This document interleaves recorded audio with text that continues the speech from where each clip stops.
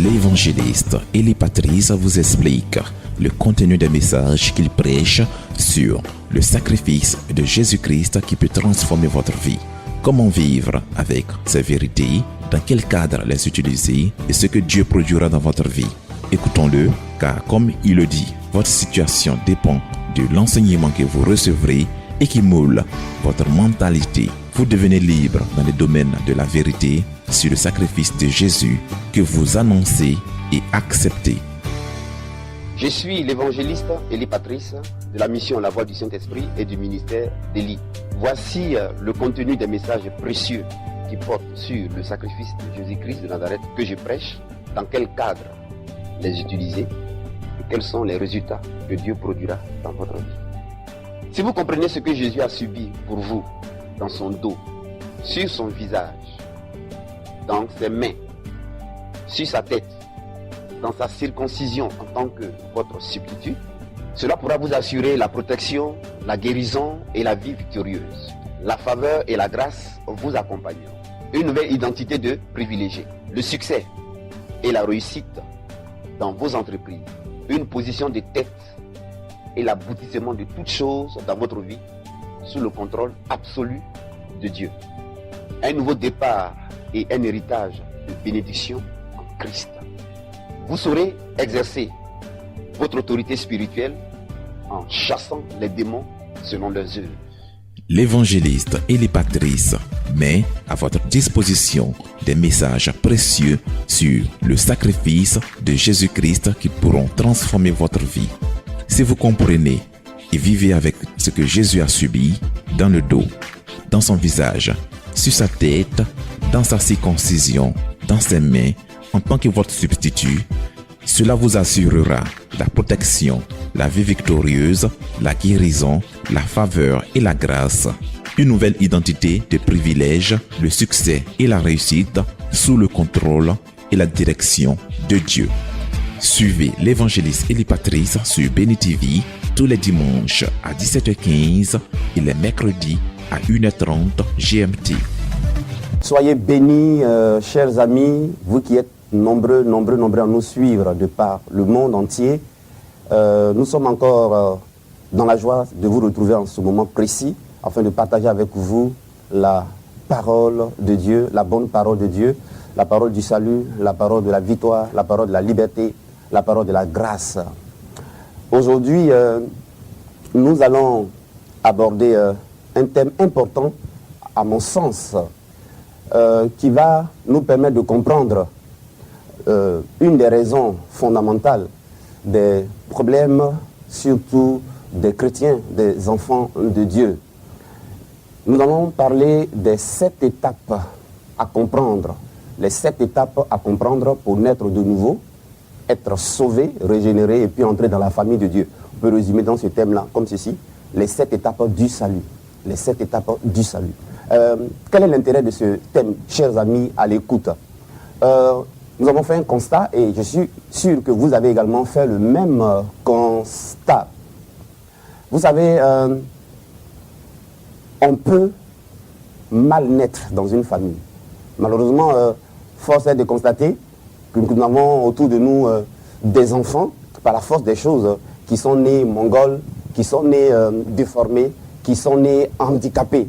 Et c'est un handicap, malheureusement, pour ces enfants-là, par rapport aux autres enfants qui, eux, au contraire, ont toutes leurs facultés et sont bien, n'est-ce pas, dans leur esprit, dans leur âme, dans leur corps. Vous voyez que les enfants qui sont ainsi handicapés sont un souci pour leurs parents. Et puis, c'est un gros handicap pour ces enfants-là dans la vie.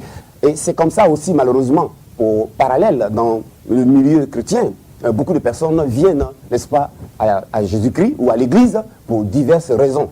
Et malheureusement, beaucoup d'entre elles, ces personnes-là, la majorité de ces personnes-là, n'ont pas expérimenté ce qu'on appelle la nouvelle naissance, c'est-à-dire n'ont jamais été nées de nouveau dans le sens biblique du terme, n'ont jamais expérimenté la nouvelle naissance, qui est une expérience spirituelle, n'est-ce pas, surnaturelle, qui consiste simplement en ce que l'esprit de l'homme qui était mort par le péché reprend vie n'est-ce pas, et désormais à communion avec Dieu, à communication avec le Saint-Esprit. L'Esprit de l'homme qui était mort, n'est-ce pas, revient à la vie. Cela est appelé aussi la première résurrection.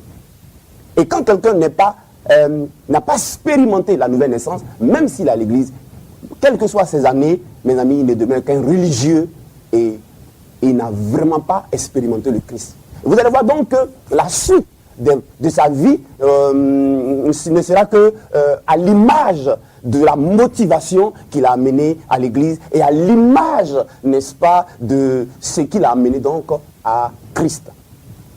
Nous allons nous appuyer sur un test de l'écriture pour corroborer ce que nous disons, pour introduire. Romains chapitre 3, verset 23. Romains chapitre 3, verset 23 nous dit ceci: car tous ont péché et sont privés de la gloire de Dieu. Ésaïe, le chapitre 53, verset 6 renchérit en disant: nous étions tous errants comme des brebis, chacun suivait sa propre voie, et l'Éternel a fait retomber sur lui l'iniquité de nous tous. Mes amis, il y a donc 7 étapes à suivre, 7 étapes à comprendre. J'insiste sur le mot comprendre. 7 étapes à comprendre pour pouvoir expérimenter la nouvelle naissance. La nouvelle naissance, c'est le Saint-Esprit qui nous permet de l'expérimenter lorsqu'on écoute la parole de Dieu. Mais ça dépend de quelle parole on écoute.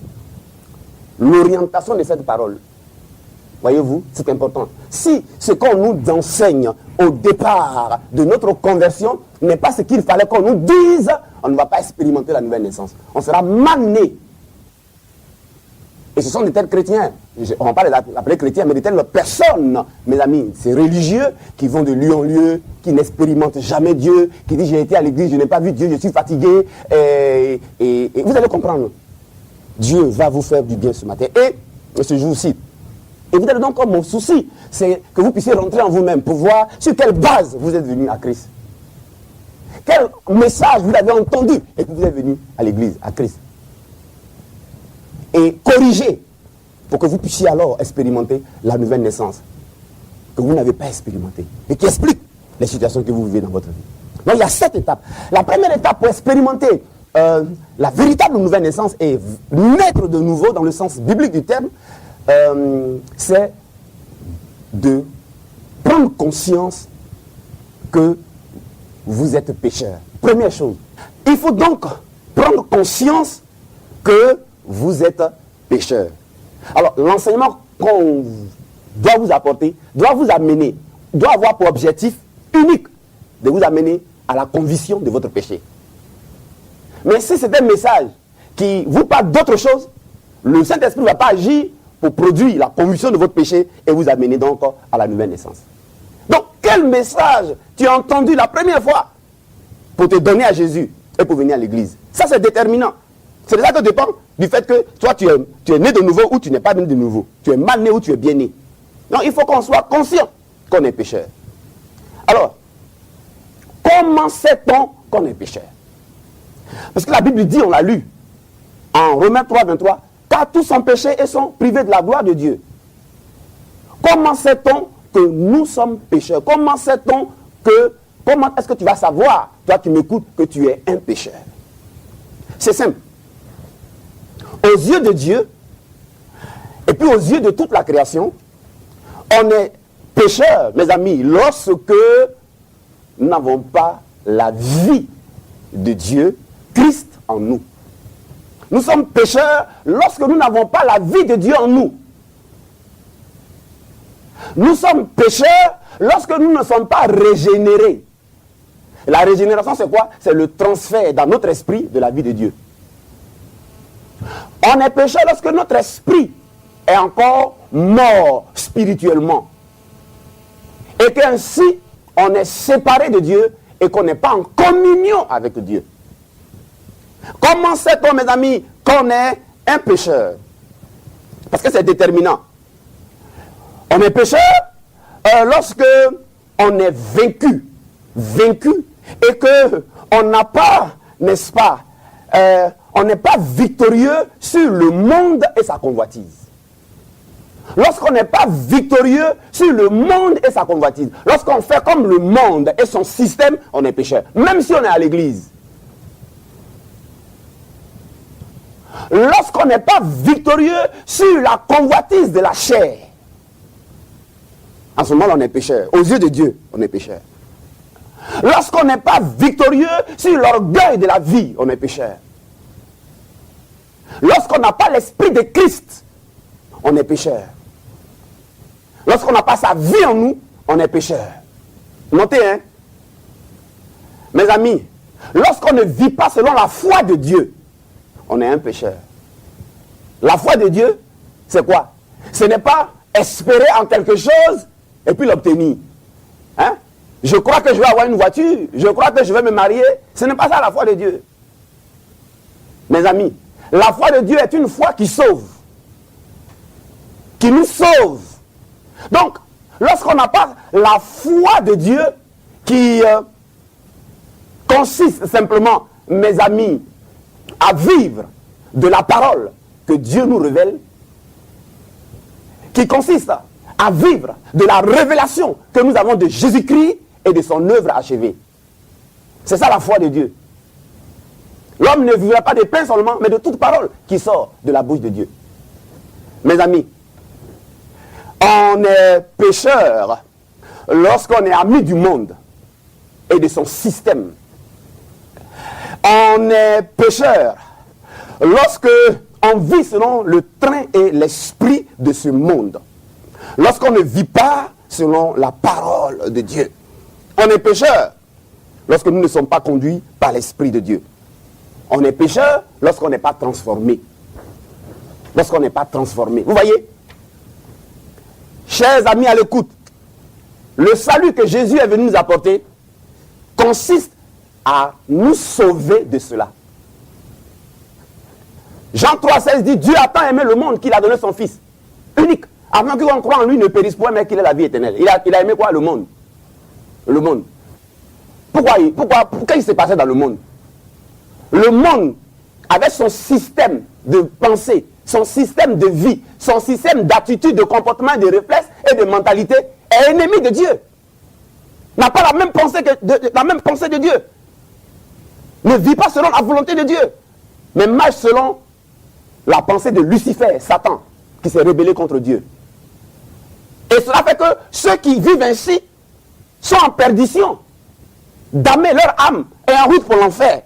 Dieu aime ce monde-là, les gens qui sont dans ce monde, et ainsi, il met sur pied un plan de salut.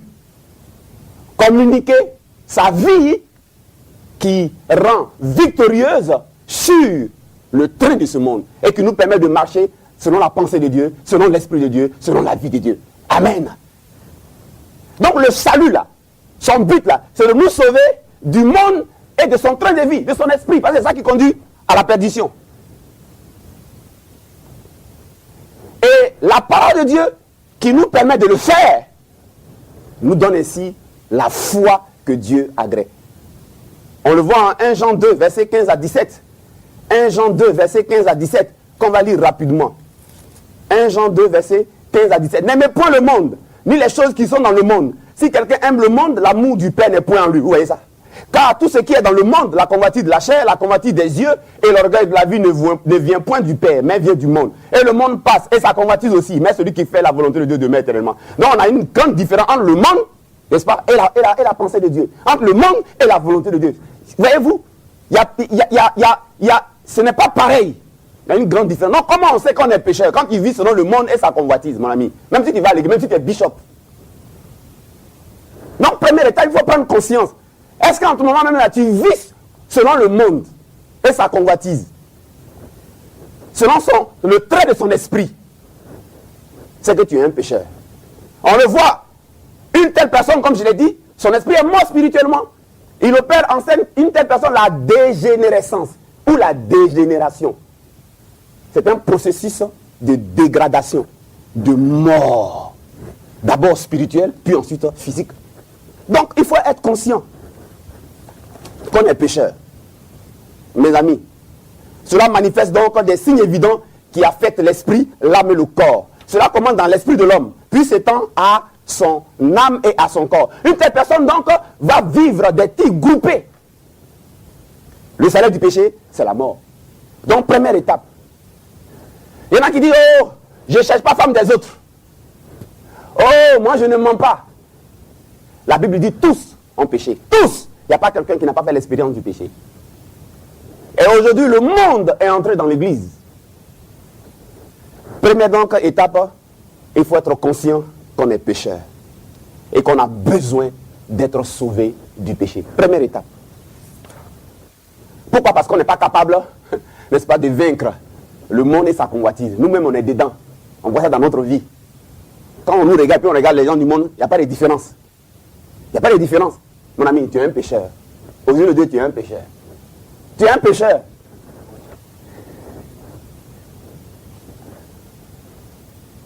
Ensuite, la deuxième étape, après qu'on est devenu conscient qu'on a besoin, qu'on est pécheur, la deuxième chose, c'est de reconnaître maintenant donc qu'on a besoin d'être sauvé du péché.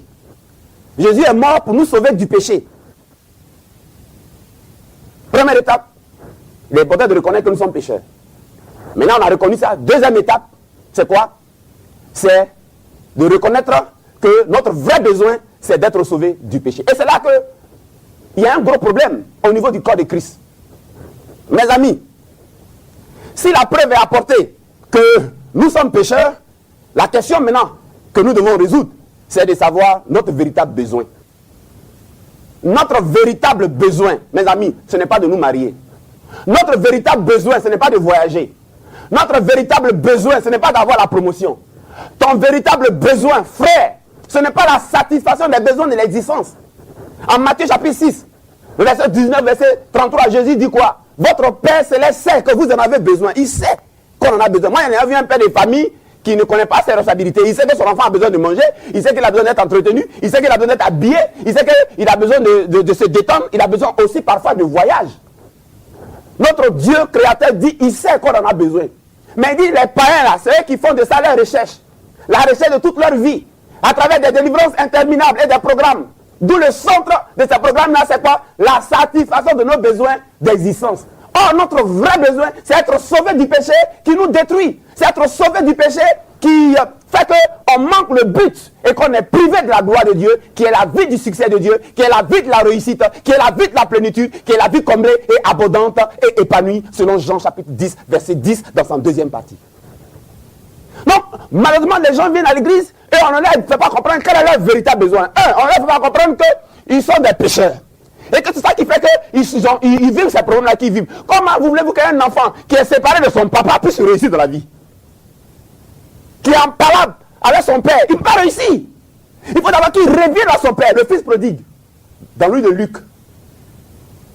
Il a dilapidé les fonds, son héritage. Il n'a pas voulu écouter son père. Luc chapitre 15. Et il allait vivre comme il voulait. Comme il voulait comment? Il allait vivre selon le monde. Ouais, encore.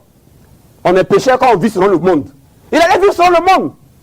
Dans les boîtes de nuit, dans les maquis, dans les mini-jupes, dans les habillements bizarres, dans la convoitise de sa chair, dans l'orgueil de sa vie, le matin vu le paraître.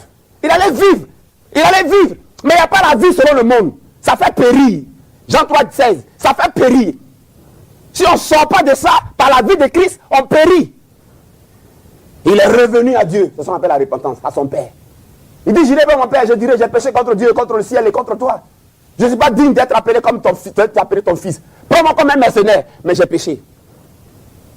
Il a pris conscience qu'il est pécheur. Et deuxièmement, il a pris conscience que son véritable besoin, mes amis, ce n'était pas, n'est-ce pas, de réussir. Ce n'était pas d'avoir une voiture, un nouveau cri. Ce n'était pas de se marier ou de voyager. Mais c'était d'être sauvé du péché. Mes amis, votre véritable besoin, vous m'écoutez, vous qui m'écoutez, ce n'est pas d'avoir un mari. Ce n'est pas d'avoir la santé, ce n'est pas d'avoir la guérison, ce n'est pas d'avoir un emploi. Ce n'est pas de pratiquer une religion, ce n'est pas de voyager, ce n'est pas d'être riche, ce n'est pas d'être protégé, ce n'est pas d'être béni, ce n'est pas de triompher des sorciers. Voilà, à la fin de l'année, tous les programmes là, c'est dirigé contre les sorciers, pour ne pas que les gens meurent. Ce n'est pas de briser les liens de malédiction, ce n'est pas de tuer les sorciers de vos familles. Votre véritable besoin n'est pas d'entendre de bonnes prophéties, vous disant que vous allez être béni. Dieu dit en Matthieu 6, 19-33, il sait qu'on en a besoin. Il sait qu'on en a besoin. Mes amis, il faut être conscient de ton véritable besoin. Donc, frère, toi qui m'écoutes, tu vois maintenant, tu es venu à l'église. Malheureusement, alors qu'on te dise que tu es un pécheur, on t'apporte la preuve que tu es un pécheur. On vient de le voir la preuve. Et quand on te demande que ton véritable besoin, ce n'est pas le mariage que tu es venu chercher là. Ton véritable besoin, ce n'est pas la promotion que tu es venu chercher. Ce n'est pas le voyage que tu es venu chercher. Ce n'est pas le visa que tu es venu chercher. Mais c'est d'être sauvé de ton incapacité avec le monde et son trait de vie. Avec la convoitise de la chair, l'orgueil de la vie. On ne t'a pas enseigné ça. Donc, tu n'as pas reçu Jésus, le Sauveur. Mais tu as reçu quoi? Un solutionneur. Jésus n'est pas solutionneur. Jésus est Sauveur et Seigneur. Quelqu'un peut dire Amen? Jésus n'est pas solutionneur. Alors, quand tu es venu à l'église, le message qu'on t'a donné ne t'a pas présenté Jésus, le Sauveur et le Seigneur. Mais ça t'a présenté la satisfaction de tes besoins, de mariage, de voyage et autres. Donc, le fait que tu as accepté Jésus, cette base-là, ce n'est pas Jésus qu'en réalité tu as accepté. Mais tu as accepté là la satisfaction de ton besoin. Tu vois, la suite de ta vie spirituelle, c'est quoi? C'est la recherche de tes besoins-là. C'est pas depuis toujours là, tu cherches, tu vas de délivrant en délivrant pour le mariage, pour le visa, pour le passeport. Ouais, voyez-vous, voyez que tu es mal né. Tu n'es pas né de nouveau, tu n'as pas expérimenté la nouvelle naissance. L'Esprit de Dieu ne t'a pas convaincu de ton péché, mais on t'a convaincu de ton visa à avoir. On t'a convaincu de ton passeport. Et on t'a convaincu d'un sorcier de ta famille qui veut te tuer. Tu vois? Donc, la suite de ta vie chrétienne, là, c'est dans ce sens que tu roules. C'est pas depuis là, tu n'es pas satisfait. C'est quand Christ vient en nous et qu'il nous sauve de notre péché qu'on vit une vie qui est satisfaite et pleine. Quelqu'un peut dire Amen. C'est pourquoi il a dit à Nicodème, en Jean, le chapitre 3, Nicodème, il faut naître de nouveau. On peut être un bishop et puis on n'est pas né de nouveau. Hein. On peut prêcher l'évangile sans être né de nouveau. Hein. C'est pourquoi on dit, je vois que les gens ne font que prêcher la loi. Il ne faut que prêcher la loi. Mais non, prêcher la nouvelle naissance. Deuxième étape. Je ne vais pas donner tout le message. Hein, parce que je suis pris par une contrainte de temps. Il y a 7 étapes. Je suis à la deuxième étape. Si vous voulez connaître le reste, c'est dans un document, un livre qu'il vous faut avoir. Vous allez avoir le reste. Troisième étape. Voyez-vous. Parce que quoi, une fois qu'on est sauvé du péché, alors c'est en ce moment que toutes les conséquences attachées au péché s'arrêtent. Romains 6, 23 le dit. Nous sommes gratuitement justifiés par qui? Par Jésus-Christ. Voyez-vous? Le salut du péché, c'est la mort. Mais on est gratuitement justifiés. Donc, quand on accepte Christ comme sauveur et Seigneur, et on prend conscience qu'on est pécheur, on a vu, et que notre seul besoin, c'est d'être sauvé du péché, et que alors on reçoit Christ, c'est en ce moment que les conséquences de nos péchés s'arrêtent. Troisième étape qu'il faut comprendre, je vais rapidement. Il faut maintenant être conscient que vous ne pouvez pas vous sauver vous-même. 1. On doit être conscient qu'on est pécheur. Je suis en train de vous aider à bien être de nouveau comme ça. 2. Et que notre véritable besoin, c'est d'être sauvé de nos péchés. Et non pas d'autres choses. Et non pas des sorciers, et non pas des liens. 3. On doit être conscient que nous ne pouvons pas nous sauver nous-mêmes. On ne peut pas se sauver soi-même. Le message que tu entends avant de te donner à Jésus là, doit t'amener doit t'apporter les preuves, une démonstration que tu ne peux pas te sauver toi-même.